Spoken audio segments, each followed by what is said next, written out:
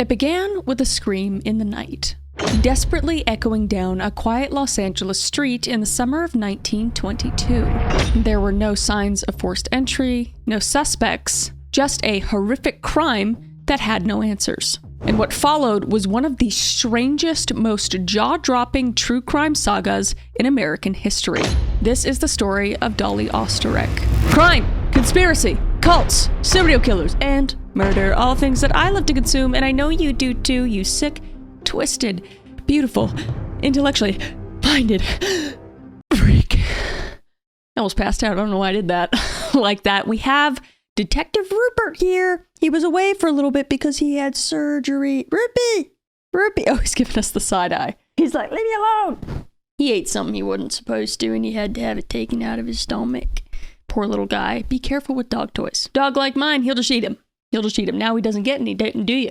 Nope. Anyway, today we are talking about an insane case, almost unbelievable, especially for the time, but I am looking forward to telling you guys this twisted, crazy tale. So without further ado, let's unbuckle our seatbelts, go Mach 5 down the highway, slam on the brakes, and bust through this windshield into this crazy case together.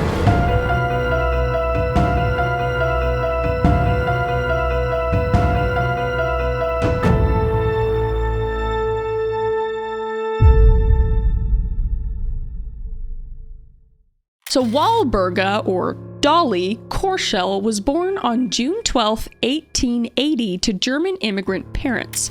And it's unclear where exactly she was born, whether in Germany or in the US when her parents immigrated there. But she grew up poor in Milwaukee, Wisconsin area nonetheless, in a community of fellow German immigrants. And money was tight, and by the age of only 12, economic necessity pushed her into the workforce. And she would find a job at a textile mill, working alongside about 60 other women sewing aprons and clothing. But despite her poverty, young Dolly was described as attractive, charismatic, and popular among her fellow workers. Qualities that would undoubtedly shape her entire life. And that brings us to Fred William Osterek, who was born December 8th, 1877, making him about only 3 years older than Dolly, yet he was still her boss. And he was the son of German immigrants as well, who had achieved business success. And Fred was a hard-nosed, hard-drinking businessman who eventually owned the textile mill where Dolly worked. And he was described as a skinflint with an iron will, which means he was gruff, demanding, and distant. A man who worked hard and drank harder, because Fred kind of spent more time at the bars with his friends than at home. And he was kind of known for being cruel, moody, and indifferent to those around him, especially his workers. And he was also described as a stern, unsympathetic figure. Swell guy. The kind of man who commanded respect through fear rather than fondness. But Fred would take notice at Dolly's charms over the years, working in his family's textile mill. And in 1897, when Dolly was about 17 years old and Fred was around 20 years old, the unlikely pair got married. So the pretty, most likely underage factory girl caught the eye of her employer. A tale as old as time, especially for back then. But Dolly was now out of poverty and into a world of relative comfort. And as his wife, she became popular among the factory workers, often acting as a peacemaker who would follow behind him to soothe the wounded egos of the criticized and anxious employees. God, I feel bad for these employees, my God. Because Fred was just known to scold them all the time, so she just kind of, made them feel a lot better about it. You know when you got in trouble by one parent and then your dad would come along and be like, you want to get McDonald's ice cream? So she became a sort of forelady, helping resolve labor disputes between Fred and his workers. So on the surface, the Osterek's marriage was stable enough, and they were living the American dream. But cracks would soon begin to form behind closed doors. So the Ostereks lived an affluent life in Milwaukee. Fred's business thrived, and the Osterek Manufacturing Company employed roughly 60 workers, as mentioned prior. And they would have one child together, a son named Raymond Osterek, who was born in 1900. But in 1910, tragedy would strike when Raymond died just shy of his 10th birthday, and he would be buried at Holy Trinity Cemetery in Milwaukee. So the sudden loss of their only child just devastated them and created a pretty big rift between Fred and Dolly that would struggle to heal. So the marriage, which had been happy enough, initially became emotionally bankrupt, and Fred's drinking, already very heavy, increased dramatically and made him more aggressive. And he would often lash out at Dolly in violent arguments that neighbors could overhear. So the home that had once echoed with their child's laughter now just reverberated with shouting and slamming doors. And Dolly herself fell into a deep depression over the loss of her son. And she just craved intimacy and attention that Fred, who was consumed by work and alcohol, could not provide her. So from the early years of their marriage, rumors circulated that Dolly entertained other men during the day while Fred was at work, though these affairs didn't last long.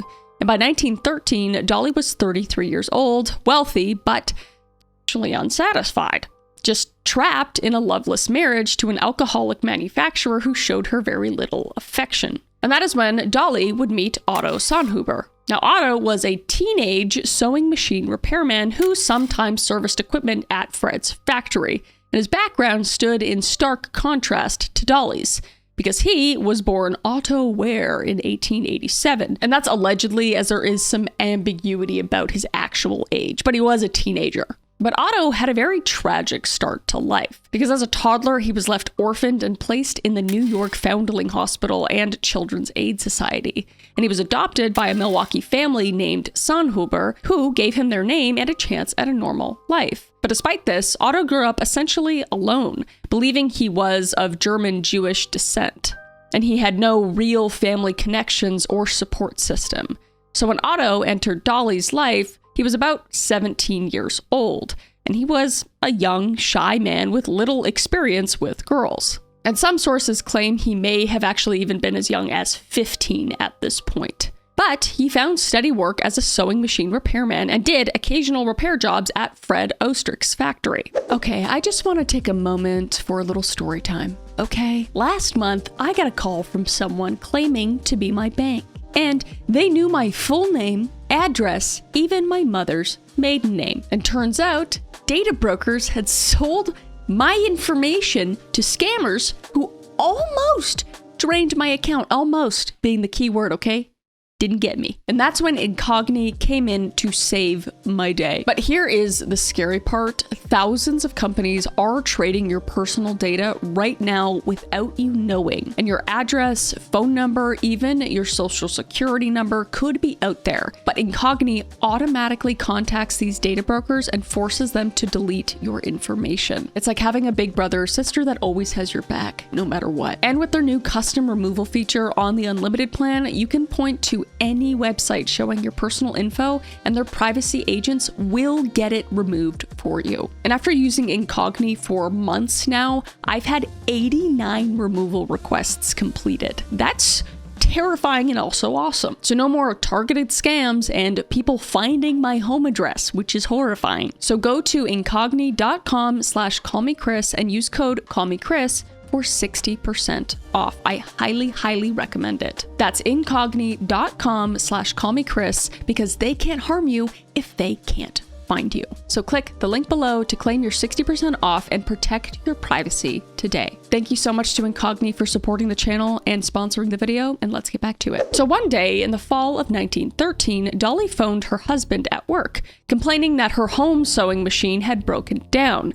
And Fred dispatched young Otto to the Ostrich house to fix it. And as the most common version of the story goes, Dolly would greet Otto wearing nothing but silk stockings and a silk robe with a generous dab of perfume and little else. She's 30, by the way, mid-30s, and he's 15, 16, 17 years old. That's not good. And Otto, still a virgin, blushed furiously at the sight of the voluptuous housewife's lack of clothing. And he tried to focus on fixing the machine, but Dolly's robe kept accidentally falling open, revealing tantalizing glimpses of her figure. And this would become a regular occurrence of Dolly trying to seduce Otto. And she would eventually be successful. Again, at what exact age, we're not totally sure, could be 18, we don't know, but either way, way too young. But But there is another version of events, one that Otto himself would later put forward. And in his telling, his relationship with Dolly began more innocently and gradually. And according to Otto's later testimony, he had actually met Dolly earlier through her son Raymond. Oh God. Because Otto was a friend of young Raymond's and would visit the Osterich home to play or help out. It's just awful. And Dolly had shown the boy kindness and motherly affection during those visits. So after Raymond's untimely death in 1910, the grieving Dolly found comfort in Otto's continued visits. And over time, Dolly's feelings for the teen deepened from a maternal concern into something a little bit more intense, if you know what I mean, if you're picking up what I'm laying down. And one rainy afternoon, as the story goes, Dolly and Otto took shelter together. And in that moment of shared loneliness and sympathy, their friendship turned physical and a romantic affair blossomed. So whether one believes the first version or Otto's more sympathetic second version, the outcome was the same. Dolly and Otto became lovers. And their lust quickly ignited into a full-blown obsession. So at first, Dolly and Otto met wherever they safely could. And Dolly would slip away during the day to meet with Otto in cheap hotel rooms or at his boarding house. But before long, the lovers grew reckless, and they began meeting in the Osterich's own bedroom whenever Fred was away at work. That's pretty bold. And he visited so often that neighbors started to notice, and they would ask, who's that guy that's been coming over? And Dolly would just introduce Otto as a vagabond half-brother who was down on his luck. And that would seemingly satisfy the neighbors. But there would be some whispering around the town, as you do in a smaller city. And Fred, preoccupied as he was, began to hear said whispers. And by early 1914, Fred grew suspicious of his wife's behavior. And one Sunday, Fred took the step of hiring a private investigator to actually follow Dolly. And Dolly got wind of this and panicked. And one evening, while she and Otto were taking a stroll in a public park, Dolly suddenly told him that they were being watched. And in a frightened whisper, she revealed that Fred had hired detectives to tail her. And if they were caught together, it could be disastrous. So without waiting to find out the truth of it, Dolly decided to flee. And that night, she packed a bag and the lovers ran off together, boarding a train to St. Louis. And for about a week, the couple holed up in a St. Louis hotel, hiding from Fred's wrath and savoring their time together. But they had left quickly, and they left with little money. And after several days of dodging hotel bills and surviving a little more than their passion, the reality of their situation started to set in, and they were nearly penniless in a strange city. And Dolly realized she couldn't sustain this runaway fantasy. She kind of came back to reality. And when the money finally ran out, Dolly just realized that Otto is a deadbeat, at this point, 19, 20-year-old that isn't going to give her all the stuff she wants, and returned back to Milwaukee to face her furious husband and swore that she would never see Otto again. And for Fred's part, he was absolutely humiliated, but pragmatic about the whole situation, thankfully for Dolly. Because especially at this time, divorce was unthinkable. It was very looked down upon, and he preferred to just pretend that nothing happened. So Fred seemed to be okay with it and took Dolly back, and their life resumed.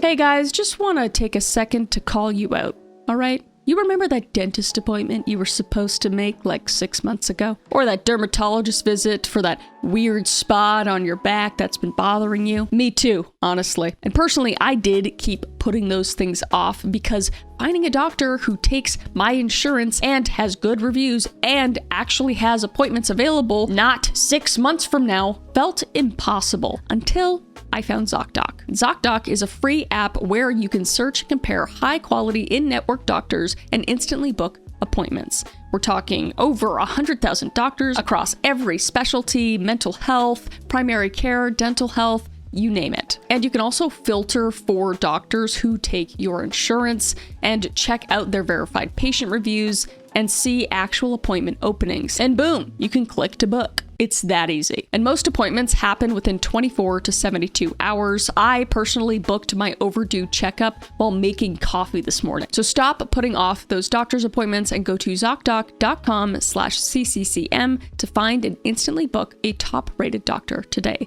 That's ZocDoc.com/CCCM, ZocDoc.com/CCCM. Thank you so much to ZocDoc for supporting this channel and sponsoring the video, and let's get back to it. So from 1914 to 1918, the Ostericks moved frequently around Milwaukee, and they actually ended up living in 4 different houses. And every time they moved, Dolly got really excited about the prospect of getting a new house, and she would always be very meticulous about what the house looked like exactly. Because now, getting back into the life of money, she was able to just kind of pick whatever she wanted. And Fred didn't seem to care, so he always let her choose the house. And as time went on, Fred's drinking started to worsen, and his angry outbursts became an even more regular occurrence, and neighbors would frequently overhear the couple's violent arguments. So the marriage was just becoming more and more increasingly volatile. And I'm sure the thought of the affair in the back of his head didn't help. So Fred would spend more time away from home at bars and business meetings, while Dolly just stayed home, just looking like a lonely woman, often seen sitting alone in that big house for long stretches by her neighbors. But they seemed to persevere nonetheless. And in 1918, Fred actually decided to expand his business westward by opening a factory on the West Coast. And he announced that they would have to move to Los Angeles. And Dolly would agree. She loved getting new houses and nothing was keeping her in Milwaukee, so she was all about it. So just like back in Milwaukee, Fred gave her the reins for picking the house. And Fred didn't question her at all, as he was probably just relieved that Dolly seemed enthusiastic about the move. So the couple then packed up and headed to California. So for a short while upon arriving in Los Angeles, Fred and Dolly stayed in a hotel as they hunted for the perfect home. And Dolly dragged Fred to house after house, turning each one down until she found exactly the right one. And finally, she discovered a very large 2-story mansion at 858 North Andrews Place. And sometimes it's reported as 858 North Andrews Boulevard, but nonetheless, it was in the Silver Lake Lafayette Park area. And the house sat on a pleasant street overlooking Sunset Boulevard. And Fred, happy with the upscale address and expansive property, purchased the home. And in early 1919, they settled into their Los Angeles mansion. And to the outside world, this new neighborhood, the Ostericks seemed like a wealthy couple living the California dream. And Fred's West Coast factory expansion prospered, and he seemed reinvigorated by the sunshine and opportunity of LA, so things were kind of looking up. And publicly, Dolly and Fred were now living in a fine house and hosting occasional get-togethers for new friends and business associates. And Dolly was regularly noticed just on his arm at dinner parties. They looked like a really happy couple. And she was the chatty, lovable wife, and he was the gruff but successful factory owner. However, again, as time went on, people observed that all was not well behind closed doors. Because Fred, like he always does, started drinking again. And the neighbors noticed the volumes of their fights. They got pretty loud. And things just kind of seemed to get worse and worse again. And by this time, Dolly and Fred were sleeping in separate bedrooms, allegedly. And now visitors could feel the tense atmosphere pervading the home. And that's the same time that Fred and Dolly started to occasionally complain to their friends about odd occurrences in the house. Like hearing things in the walls and thuds on the ceiling and food disappearing seemingly. But there were also things that could be explained away, like the fact that it was just the house settling, or it was animals that got into the walls, or it was from maybe Fred's excessive drinking, because when he was home alone, sometimes he would hear it and Dolly wouldn't. And Fred even went to see a doctor to make sure he was all right, but the doctor would find that nothing was wrong with him, besides the fact that he was a raging alcoholic, and he would send him home. And Fred's friends just dismissed his concerns as alcohol-fueled paranoia. Put down the drink, Fred. As you guys know, the holidays are all about finding the perfect gift. But this time of year, not every deal is actually what it seems. Scammers are getting more creative to trick people into sharing their payment info through methods like fake shopping sites and giveaways that are too good to be true. And your girl has fallen For a few, not gonna lie. But luckily, Cash App's 24/7 fraud monitoring helps detect and alert you for unusual card activity should someone gain access to your card. So you can act fast if something seems off. And you can also lock or unlock your Cash App card instantly right in the app for extra control and peace of mind. So you can always stay one step ahead of scams this season and keep your money secure with Cash App. I've been using Cash App for far longer than they have ever sponsored me, and it is extremely helpful to have that peace of mind for being able to lock or unlock my card or know if I'm being scammed in some way. It's very helpful. And for a limited time only, new Cash App customers can use our exclusive code to earn some additional cash. Real cash. So just download Cash App and use my exclusive referral code SECURE10 in your profile and send $5 to a friend within 14 days and you'll get $10 dropped right into your account. Terms apply. That's money. That's Cash App. Thank you to Cash App for sponsoring this video and supporting the channel. Let's get back to it. So on the night of Tuesday, August 22nd, 1922, Fred and Dolly Osterek returned home around 11:30 p.m. after spending the evening with friends. And they reportedly were quarreling as they were walking into their home. So as they entered the house, Dolly noticed a fur neck piece had been left out on the chair. And she was pretty meticulous about keeping her home clean, so she picked it up, kind of ignored the whole fight that she was having with Fred, and went upstairs to their bedroom to hang it up in the closet, while Fred headed toward the rear of the house. But moments later, Dolly heard a commotion downstairs and thought maybe Fred had slipped on the rug or something. So Dolly started to turn around to go downstairs to see what was wrong with her husband, but that's when she felt something on her back and she was suddenly shoved back in the closet and the door was slammed and locked. So Dolly was locked in the closet while she heard her husband struggling downstairs. And for a moment, Dolly thought that Fred was maybe playing a joke on her, but that wasn't really like Fred. And she knew it just had to be somebody that has maybe gotten into the house. And moments later, that thought would be proven because she would hear 4 gunshots. So panicking and absolutely frantic, she took off her shoes and started pounding on the door with them. And she was screaming for Fred, but he didn't come. And then she started to get lightheaded and she would pass out in all of the commotion. And next door, one of their neighbors, Clara Martin and Mrs. Fanny Lawson, were jolted awake by the sound of several gunshots shattering the stillness at approximately 11:40 p.m.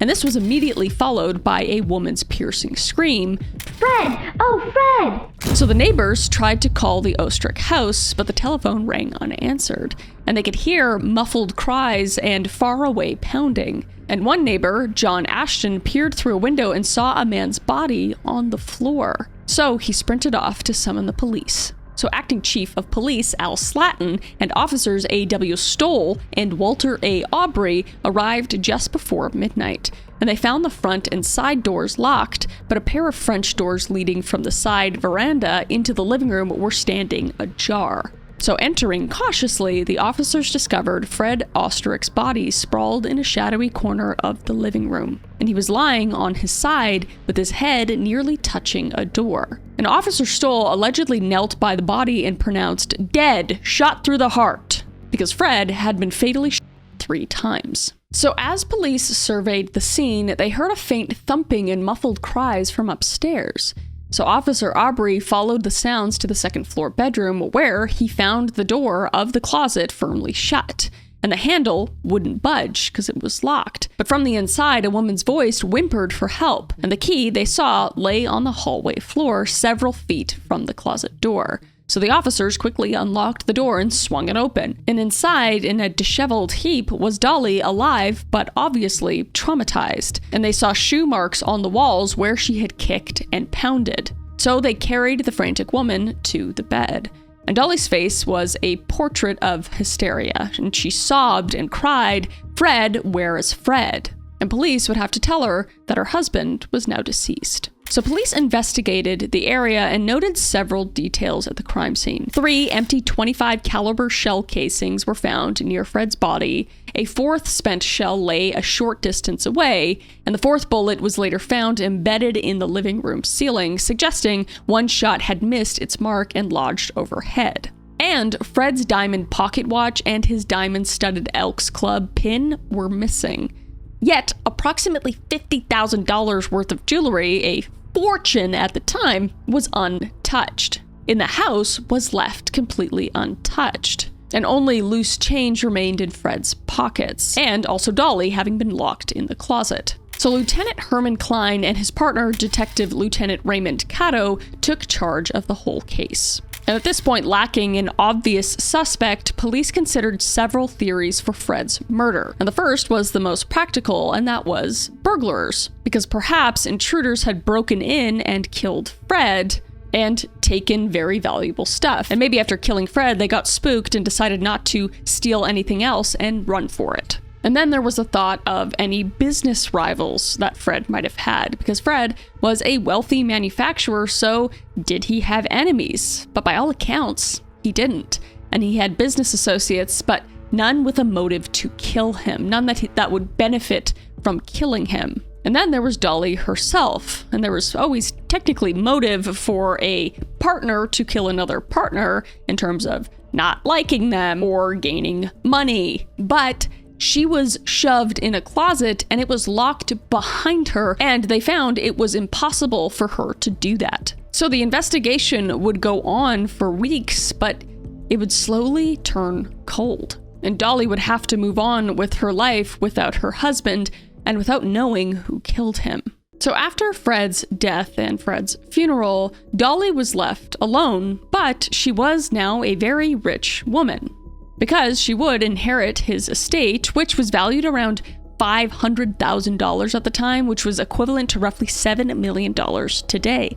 And that's a lot of money. And Dolly, not wanting to be in the same house that her husband was killed, would move out of the house on North Andrews, and she would purchase a new home. So Dolly was a wealthy, grieving widow who was rarely seen in the company of anyone, and she would live a quiet, reclusive life, mourning her husband. But in June 1923, about a year after the murder, a man named Roy H. Klum came forward to the police with a startling confession.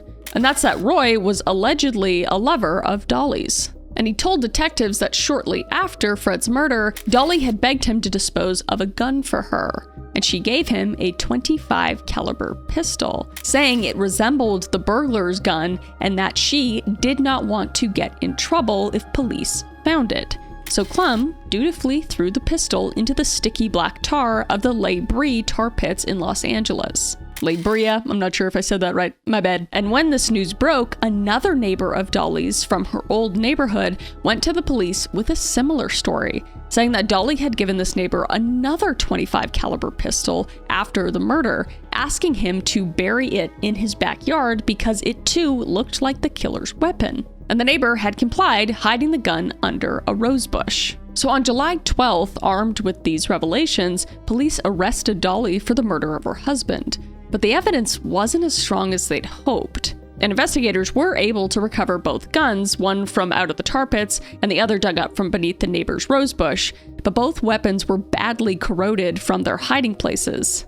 And police firearms experts confirmed that each was the same caliber as the gun that killed Fred. But because of the rust and the damage, neither gun could be definitively proven to be the exact murder weapon. So although the evidence seemed pretty damning, they were lacking solid forensic links between Dolly and the guns, and the district attorney eventually decided the case was too weak. So on January 16th, 1925, DA Asa Keys moved to dismiss the murder charge, and Dolly would walk free. Also, that type of gun was pretty popular at the time, and it wasn't odd that people would have that gun or multiples of that gun. So it wasn't crazy to think that she really thought that the police would pin it on her, so she hid those guns. So after her release, Dolly resumed life in Los Angeles, and she soon began a relationship with her attorney because she found comfort in him during that case. And the attorney was Herman Shapiro. So Dolly and Shapiro grew close and eventually moved in together.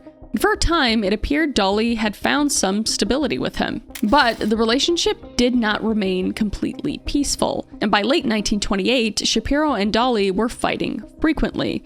And in December, Shapiro sued Dolly, accusing her of cheating him out of $26,000 in a real estate deal. And the split was bitter and very public.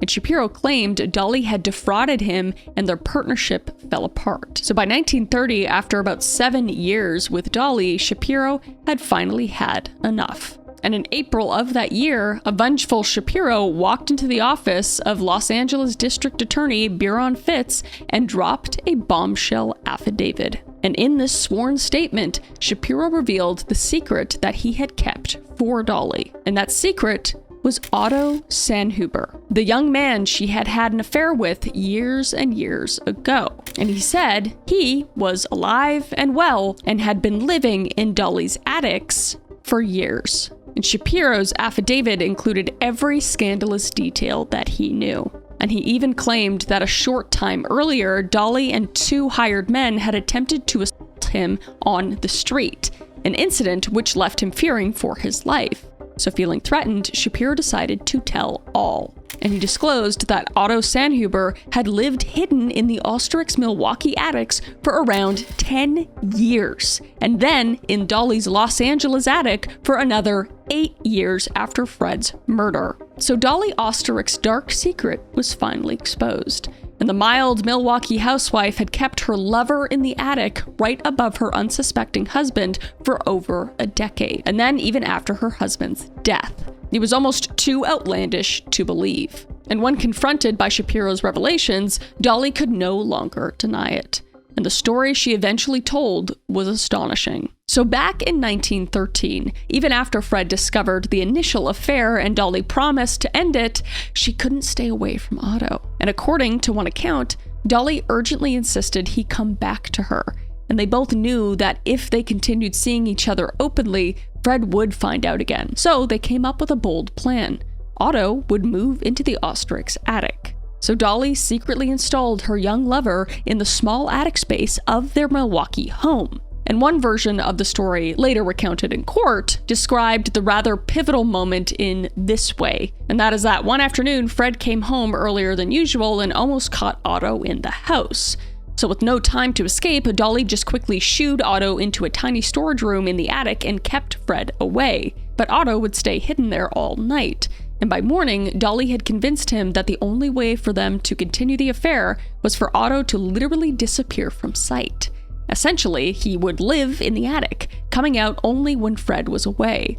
And Otto agreed, because he was obsessed with this woman, and he was very young and impressionable. So over the next 4 years in Milwaukee, as the Osterix moved from house to house, Otto lived in the attics of 4 different houses. And whenever Dolly insisted on moving, it was because she needed a suitable attic for Otto. And at one address, it was later confirmed that a hidden attic cubby existed, accessible by a panel in the 3rd floor bedroom closet, with evidence of occupancy, like locks on doors and supplies, etc. So every time she was super amped to find a house, she just made sure that it had an attic so she could stuff her lover in it. Just crazy. So Otto's existence in the attic was nocturnal and shadow-like, and he and Dolly developed a strict daily routine to avoid detection. So during daytime, when Fred was at work, Otto would quietly descend from the attic through a trapdoor in the bedroom closet ceiling in some of the houses. And he and Dolly would spend their days together, and Otto performed household chores and various duties around the house, making the beds, changing the linens twice a week, dusting and polishing Fred's clothes and shoes. That's kind of nice of him, not gonna lie. And washing dishes, cleaning vegetables for dinner, scrubbing floors. So more or less just general housework. He was kind of a live-in maid too. And of course, Otto and Dolly had relations frequently. And Otto would later say in testimony he was just a perfect silent servant. And during the nighttime when Fred was home, Otto lived in total silence, confined in his cramped attic room.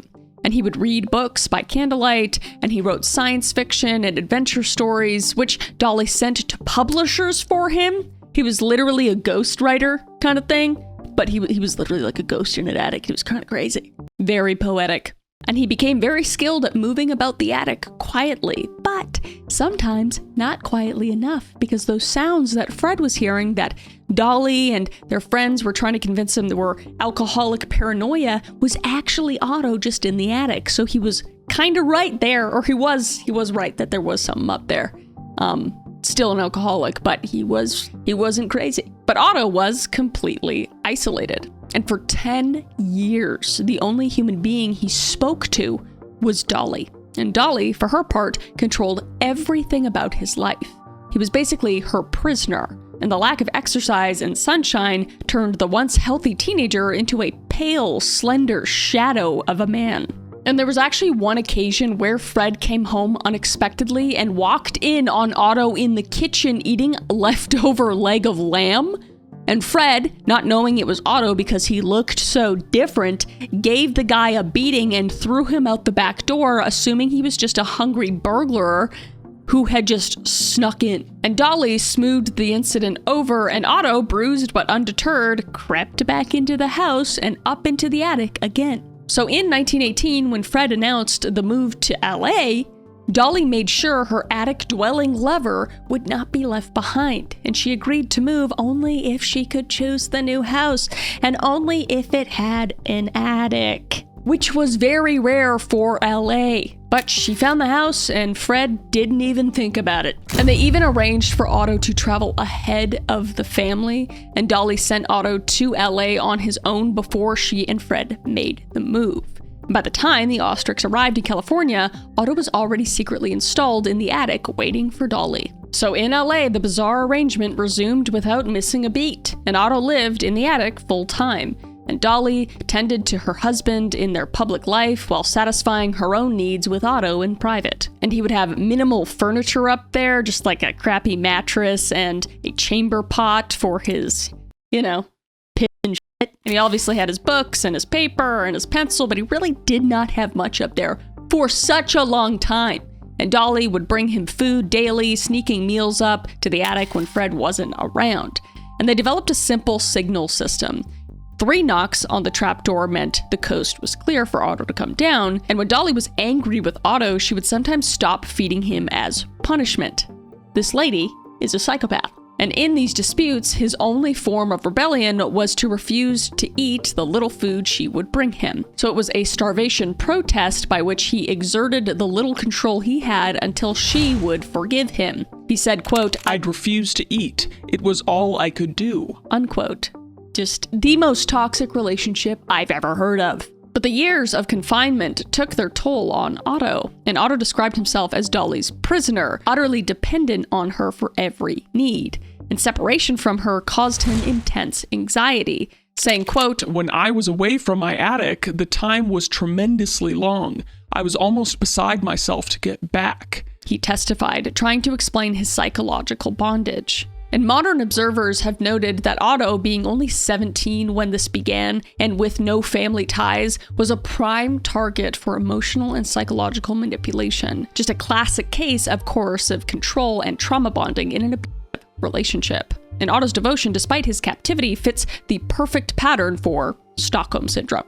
And it was during this time in the attic, Otto armed himself with a bit of a fantasy life. And at some point, he acquired a large revolver, saying it made him feel big, like a cowboy or something.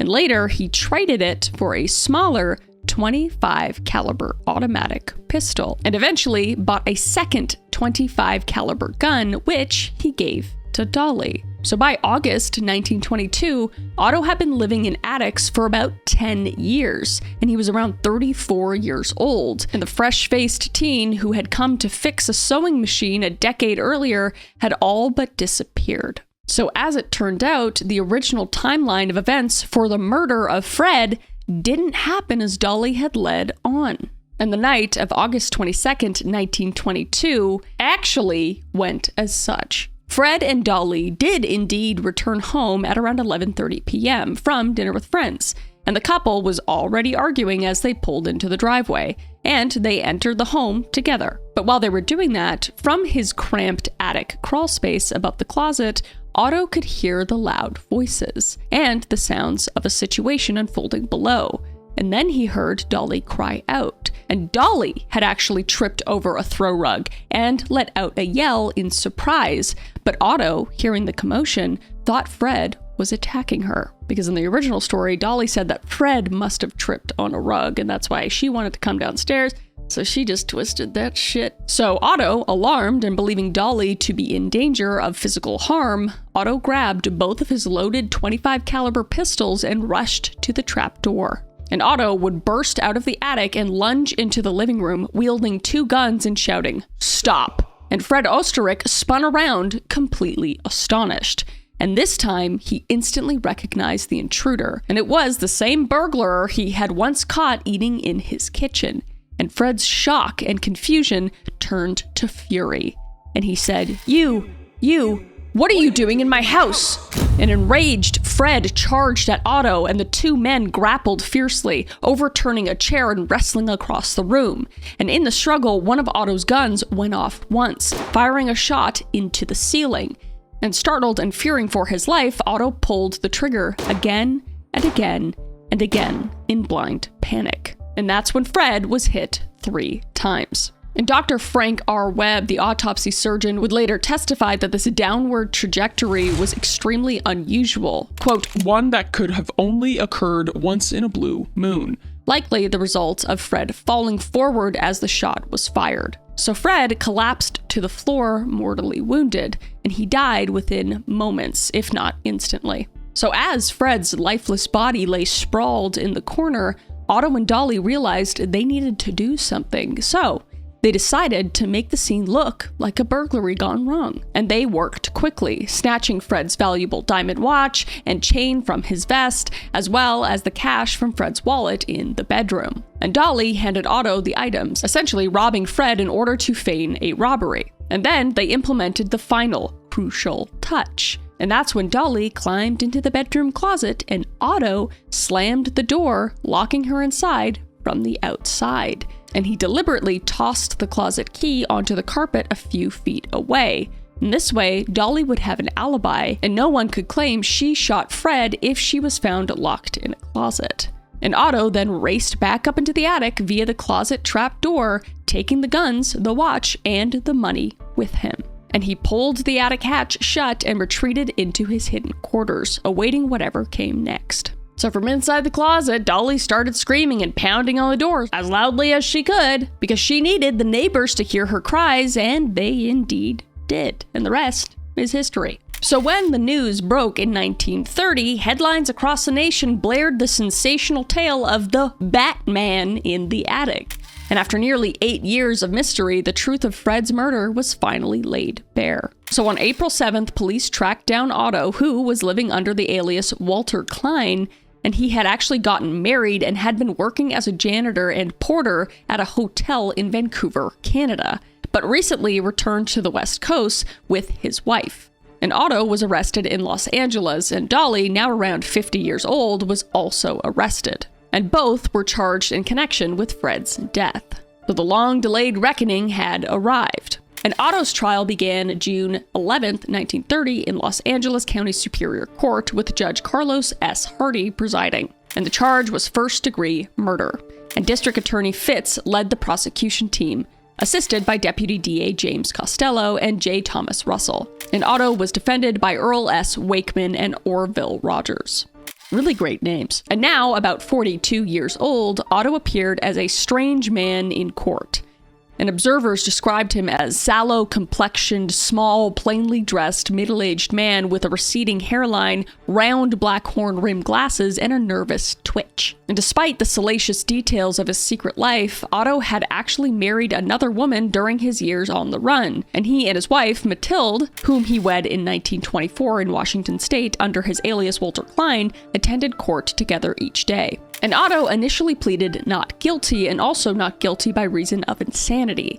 And Judge Hardy read aloud Otto's grand jury confession, in which Otto had admitted to the shooting, to the jury. But when Otto himself took the stand, he surprisingly recanted parts of his story, and now he reclaimed that he never left the attic at all the night of the murder, implying that unknown burglars must have killed Fred. And this sudden change did not do much to bolster his credibility. And under questioning, Otto ended up describing in detail his bizarre life in the attic, and he essentially confirmed all the unbelievable aspects of the arrangement, all the stuff that we had just talked about. And the prosecution, understandably, painted Otto as a morally corrupt man. And Deputy DA Costello denounced him as a perjurer of his own soul, condemning Otto for his lies and his lurid lifestyle. And the press had a field day with the story, dubbing Otto with a variety of nicknames like the Batman of Los Angeles, the Ghost in the Garret, and the Attic Lover. And reporters noted that the term Batman was inspired by his cave-like attic dwelling, similar to a bat. Yeah, we get it. So after weeks of trial, the case went to the jury, and they deliberated for about 4.5 hours. And in the end, they rejected the first-degree murder charge and found Otto guilty of manslaughter. And this indicated the jury recognized mitigating circumstances, and perhaps Otto's unusual degree of control by Dolly, or that the killing lacked premeditation. And the judge sentenced Otto to 1 to 10 years in prison under the manslaughter conviction. But in a final twist of fate, however, Otto walked free, and Judge Hardy determined that California's statute of limitations for manslaughter had expired. And allegedly in California at the time, the law required prosecutions for manslaughter to commence within 3 years of the crime. What kind of law is that? Because Fred had been killed 8 years earlier. So I get, it's just time. It's just like, no big deal, buddy. You're good to go. Walk on by. What is that? So, despite the conviction, the judge granted a motion in arrest of judgment, which nullified the verdict, and Otto would serve no prison time at all. So he had spent roughly 18 years living in attics and had killed a man, but he left the courtroom a free man. Different friggin' times, dude. Just wild. But then, a few weeks later, was Dolly's turn. And she went on trial in August 1930 on a charge of conspiracy to commit murder in her husband's death. And the prosecution team was the same. And now, at 50 years old, Dolly appeared quite different from the glamorous young seductress of 1913. And she was matronly and heavy-set, and she broke down in sobs on the witness stand. Covering her face with her hands, Dolly insisted that she had truly loved her husband Fred throughout their marriage, and she testified that on the night of the murder, they had actually not fought as reported, and even told her, "Dolly, you look mighty good to me tonight," just before they entered the house. And she claimed Fred then slipped on a rug while grabbing at her, which caused her to scream. So the story is kind of all over the place. And she said Otto, hearing the scream, mistakenly thought Fred was hurting her, and Dolly admitted asking Roy Klum to get rid of one of the guns and asking her neighbor to hide the other. And she explained that she only did this because she feared Otto would get in trouble through his affection for her, and she wanted to protect him. And Otto was called as a witness by the prosecution, and his performance on the stand was, by most accounts, pretty poor, and he stubbornly clung to the second version of his story, that he never left the attic during the murder, despite it having already been discredited, and at times he acted like a child, and at other times he lapsed into a solemn, distant demeanor like an old man. And I blame the adult in this situation, which is Dolly, because she raised this guy, basically. Not that he's not guilty of killing a man and not doing any jail time, he definitely is, But at the heart of it, I believe Dolly's like the true villain in this. But his whole testimony just made clear the depth of his psychological dependency on Dolly. And the jury of 12 deliberated for about 4 days. And it soon became clear they were hopelessly deadlocked. And in the final tally, 9 jurors voted for a conviction of second-degree murder. And 1 juror voted for a lesser charge of manslaughter, and 2 jurors voted to acquit her entirely, so they could not reach the required unanimous verdict. And it was declared a hung jury, and mistrial was announced. And prosecutors initially vowed to retry Dolly, and a new trial was set for October 14th, 1930. But after a series of postponements, Deputy DA Russell made a candid admission, saying, quote, "We were pretty certain the shooting occurred as Mrs. Osterek related it. And we were unable to find anything additional to show conspiracy. All the exhibits, the shells, bullets, and revolvers had been released to a local attorney several years after the case was dismissed against Mrs. Osterek in 1925. A conviction did not seem possible. I prosecuted both cases against Mrs. Osterek, and I feel certain there was no miscarriage of justice." Unquote. In other words, they had no fresh evidence and their physical evidence was gone, making a retrial futile. Yes, I just rhymed. So on December 9th, 1930, the judge ordered the case dismissed, and any remaining indictment against Dolly Osterich was formally dropped in 1936. So she too walked free. And despite the widely held belief that she had orchestrated her husband's killing, Dolly would never spend a convicted day in prison.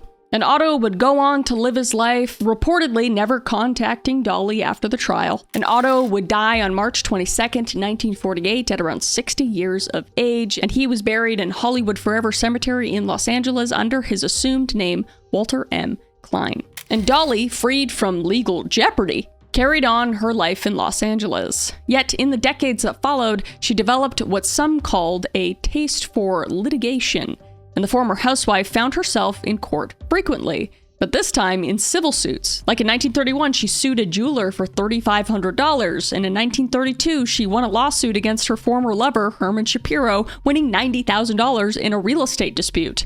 And in 1935, Herman Shapiro reported receiving death threats, which he attributed to Dolly's influence, and over the years, others also sued Dolly for allegedly misrepresenting real estate she leased to them. But by 1958, when a true crime book titled The Attic Lover was published detailing her case, Dolly's circumstances had declined considerably, and she was reportedly living in a modest apartment over a garage in a rundown section of Los Angeles. And ironically, she was living in a sort of attic in her final days. And for roughly 30 years, Dolly had maintained a relationship with a man named Ray Burt Hedrick, who served as her business manager and companion. And in March 1961, as Dolly's health deteriorated, Hedrick needed legal authority to make medical decisions for her, and the two decided to marry. And Dolly, who still loved bending the truth, claimed to be only 65, even though she was actually in her early 80s. She loved lying, dude. Pathological liar. And it was reported she almost collapsed after getting her marriage license. That's how old and ill she was. But Walburga Dolly Osterich died on April 8, 1961, about 2 weeks after marrying Hedrick. And she was laid to rest at Holy Cross Cemetery in Culver City, California. And Hedrick inherited the remaining millions in real estate from her estate, and per a will drawn up in 1953 that tellingly made no mention of Otto. And Dolly had lived for 39 years after the murder of her husband, completely dodging all responsibility for the crime. And that is how this crazy case ends. Just no justice, lying, deceit, manipulation, controlling, just crazy. The real victim in the story is Fred. Poor guy, lost his life because the guy was just living in his attic and his wife was cheating on him. And yeah, he could drink less booze, but man, does he deserve to die? No. But there's still a lot of mystery in this case. Will we know what really happened for real? No, everybody's dead now, so probably not. But it does make a crazy case and story nonetheless. And if you know of any other cases like this, let me know down below. I will deep dive into them. But until then, I will see you, and you better stay safe out there and stay beautiful. All right, I'll see you in the next one. Okay?